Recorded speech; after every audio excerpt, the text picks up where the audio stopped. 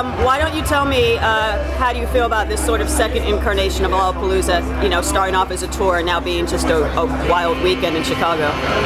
Well, I kind of liken this year to when you're in high school and you see this girl that you think is cute in the hallways and you always see her, and then 4 years later you spot her again. Maybe you're shopping in a store and she's become a beautiful woman.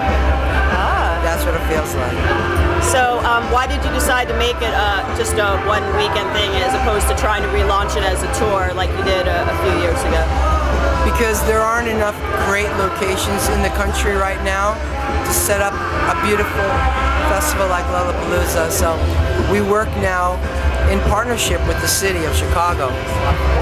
This year we've put in $1 million. We'll actually raise over $1 million to refurbish Buckingham Fountain. So the cooperation that we have with the city of Chicago and what the city of Chicago brings to us, I mean, they're planting trees and opening up this gorgeous park to us that they keep beautifying. I mean, this is a party. So I'm not going to just throw my party into any old hall. Is there any band you're particularly excited to see this weekend?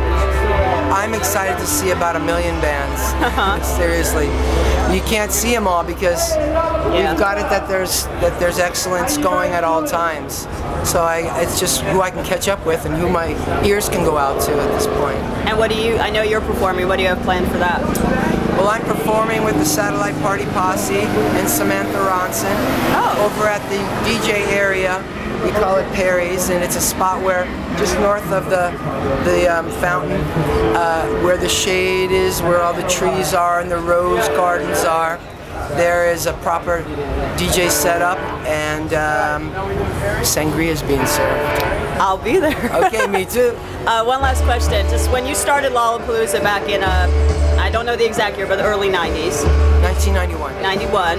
Did you have any idea that, 17 years later it would be that it would last as long as it did and be what it is now?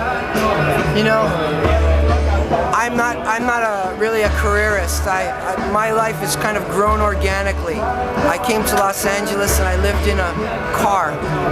So I was just happy to start playing punk rock music. And then by 1991, I was over the moon to be playing with Jane's Addiction and created that party Lollapalooza, and here we are now. And I feel that all the great people, all the great musicians that have come up and contributed to Lollapalooza is really why it's still here today, as well as the people that helped me produce it.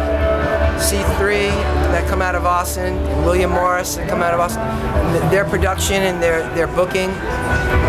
And then all the people that fill it in, the great promoters and marketers like Spins and Rolling Stones and Yahoos, etc., all really are making this thing. And let's not forget the amazing audience that comes and that energy that comes.